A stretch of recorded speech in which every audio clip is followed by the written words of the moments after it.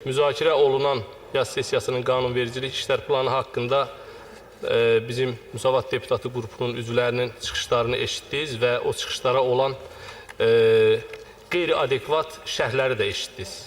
YAP-ın rəhbərliyində olanlar, xüsusən Əli Əhmədov və Siyavuş Novruzovun heç bir gerçəyə söykənməyən cavablarını da eşitdiniz. Bəzi məsələləri də mən diqqətinizə çatdırmaq istəyirəm. Bu iş planında doğrudan vacib saydığım bir sıra qanun layihələri var. Amma bir sıra məsələlər də var ki, o məsələlər bura daxil edilməlidir. Müsavat Deputat qrupunun indiyə qədər parlamentin rəhbərliyinə, komitələrə, komissiyalara o zamanki təqdim elədiyi ondan artıq yeni qanun layihəsi və ya qanunlara əlavə dəyişikliklə bağlı qanun layihələri var. Bu qanun layihələrindən biri də bu günə qədər iş planına daxil edilməyib. Bizim bütün sessiyalardakı təkidlərimizə rəğmən. Və biz təkid edirik ki, həmin qanun layihələri parlamentin iş planına daxil edilsin. Biz həm Müsavat Deputat qrupu üzvləri kimi və eyni zamanda Müsavat Partiyasının rəhbərliyinin də qəbul elədiyi qərarlara uyğun olaraq hesab edirik ki, ordudakı vəziyyətlə bağlı parlamentdə ayrıca bir dinləmə keçirilməlidir. Və ayrı-ayrı komissiyaların yaradılıb həmin bölgəyə göndərilməsi yox, ordudakı vəziyyətin bu parlamentdə müzakirəsi üçün məhz orduya rəhbərlik edən Müdafiə Naziri Səfər Əbiyevin gəlib parlamentdə bu məsələyə bir cavab verməsi, izah verməsi, aydınlatması lazımdır. Və bizim soruşacaq xeyli məsələlər var ki, Səfər Əbiyev bu parlamentərlərə həmin məsələlərlə bağlı cavab versin. Və sizə bir şey deyim ki, ordudakı vəziyyət heç də tutaq ki, ayrıca götürülmüş bir hal deyil. Ordudakı vəziyyət Azərbaycan gerçəkliyinin ordudakı təsviridir, təmsilidir. Yəni, ölkədəki vəziyyət nədirsə, onun bir hissəsi də onun ordusudur, bir hissəsi də onun məhkəmələridir, bir hissəsi də onun gömrüyüdür, bir hissəsi onun vergisidir, prokuraturasıdır və s. və ilaxır.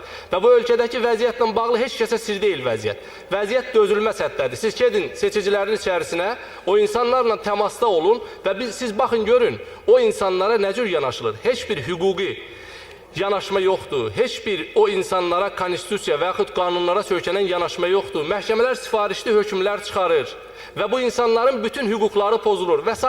Hələ mən ölkədəki sosial-iqtisadi vəziyyətlə bağlı təhlilə keçmirəm, çünki biz zaman-zaman bunu həm büdcə müzakirələrində və eyni zamanda hökumətin hesabatında diqqətinizə çatdırırıq.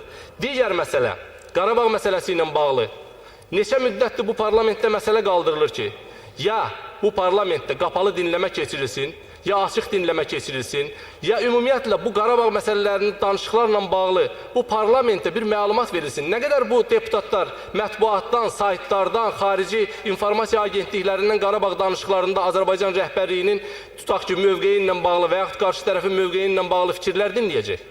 Niyə bu inamsızlıq nədəndir? Bu millət vəkillərinə niyə gəlib burada məlumat verilmir? Heç olmasa bu mərhələli danışıq nədən ibarətdir və yaxud bu roundda hansı irəliləyişə nail oldu yazılır, amma biz hər dəfə danışıqlardan sonra heç bir irəliləyişin olmadığının şahidi oluruq.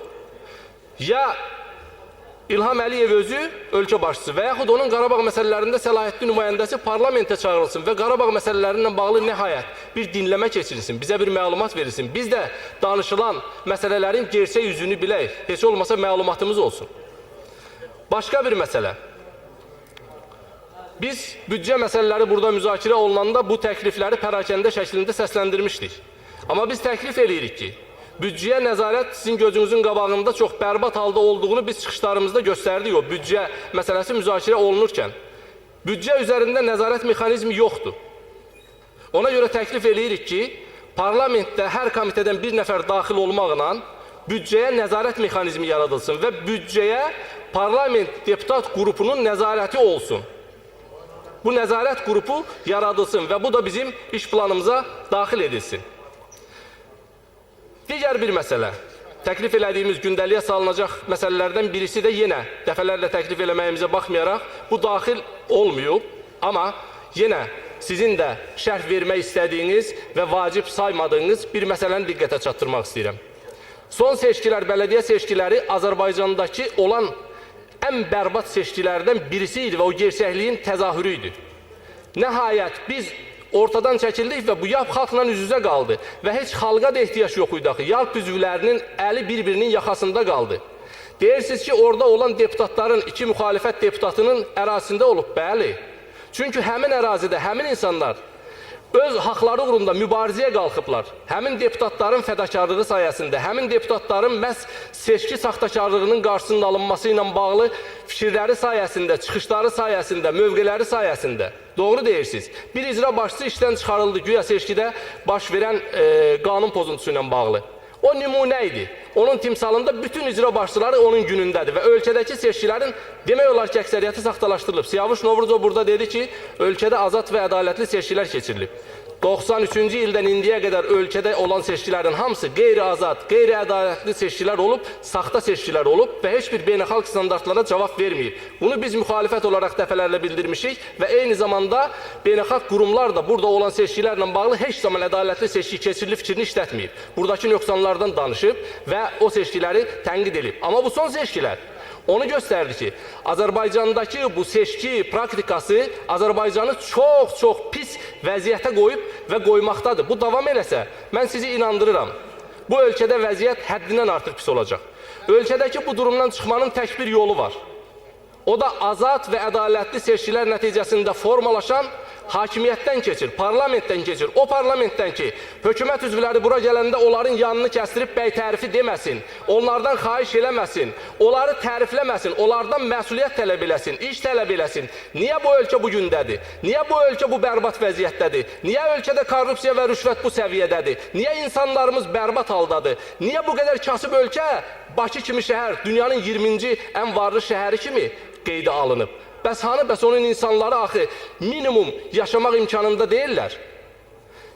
Və biz hesab edirik ki, ölkədə azad və ədalətli seçkilərin keçirilməsi bu ölkənin yeganə xilas yoludur. Ona görə də seçki komissiyaları yenidən təşkil olunmalıdır, seçki məcəlləsi dəyişdirilməlidir və nəhayət bu seçkilər hakim partiya yapın nəzarətindən çıxarılmalıdır. Kiminsə xeyrinə yox, paritet əsasda bütün tərəfləri razı salan, qarşılıqlı etimad əsasında formalaşan komissiyaların nəzarət əsasında nəhayət bu ölkədə ədalətli, normal, demokratik seçki keçirilməlidir. Və ondan sonra Azərbaycanın hardasa dünyada yaxşı bir yerindən və yaxud fəaliyyətindən və yaxud yaxşı demokratik bir ölkə olmasından söz açmaq olar. Yoxsa jurnalistlər haqqında da, ölkədəki korrupsiya, rüşvət haqqında da və s. və ilaxır. Biz burada danışacağıq. Orada bizim nümayəndələrimizin yaxası qalacaq o beynəlxalq qurumların əlində. Ona görə də biz hesab edirik ki, proporsional və majoritar seçki sisteminin keçirilməsi təmin olunmalıdır. Bəli, referendum yenidən keçirilməlidir. Ötən referenduma heç bir ehtiyac yox idi. Biz hesab edirik ki, ölkənin taleyi indi keçiriləcək referendumdan asılı olmalıdır. Məhz ölkədə bu seçki məsələsi ilə bağlı referendum keçirilməlidir. Həm majoritar, həm proporsional seçki sistemi bərpa olunmalıdır və biz hesab edirik ki, Müsavat Partiyası olaraq burada millət vəkillərinin sayı 201-ə çatdırılmalıdır. Bu bizim təklifimizdir. Növbəti məsələ. Parlament televiziyasının bərpa olunması və yaxud təşkil olunması ilə bağlı Oqtay müəllim burada dəfələrlə söhbət gedib. Parlament televiziyası olmalıdır ki, bu xalq bu ölkənin tək yapın diktəsindən çıxmasının heç olmasa şahidi olsun və görsün ki, yapı alternativ fikir var. Ölkədə, dünyada inkişaf alternativ fikirdən keçir. Qarşılıqlı sağlam mübahisələrdən keçir. Və o seçicilərə, o xalqa, o seçim imkanının verilməsidir ki, onlar baxsın ki, bu ölkədə doğrudan da onun haqqını deyən, doğrudan da onun haqqını savunan bir təbəqə var. Qoy demirsiniz, azad seçki keçirin və baxın görün, bu xalq kimə səs verir? Bu xalqın heç 10% də yapa səs verməz. Bugün üzvlərinin sayını yarım milyondan artıq göstərdiyiniz Yeni Azərbaycan Partiyasının üzvlərinin 99%-i zorən yapçıdır. Yerini itirməmək üçün, işini itirməmək üçün, baskılar altında, qorxular altında və s. və ilaxır. Və yəni bu məsələlər gerçəklərdir. Bunları sizin görməniz lazımdır və görəcəksiniz yaxın zamanlarda. Amma daha tez görsəz bu ölkəmizin daha çox xeyrinə olmuş olar. Başqa bir məsələ. Burada Pənah bəy həmin məsələni dedi, saxtakarlıqdan danışırıq. Bu parlamentdə qanun layihələri saxtalaşdırılıb və bizim həm partiyamız, həm Müsavat Deputat Qrupu bununla bağlı həm sorğu, həm də Respublika Prokurorluğuna müraciət hazırlayırıq. Ölkədə çox böyük qanun pozuntusu baş verib.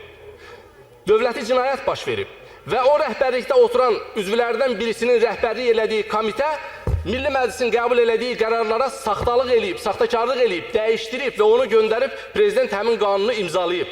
Biz bu məsələlərə aydınlıq gətirilməsini istəyirik. Biz ölkədəki vəziyyətin nə həddə olmasının ən son göstəricisi bunu hesab edirik və hesab edirəm ki, bu məsələ ilə bağlı parlament məsələ qaldırmalıdır və bu məsələnin ciddi araşdırılıb, günahkarların cəzalandırılması nəhayət bu parlamentdə biz onun şahidi olmalıyıq və görməliyik. Təşəkkür edirəm diqqətinizə görə.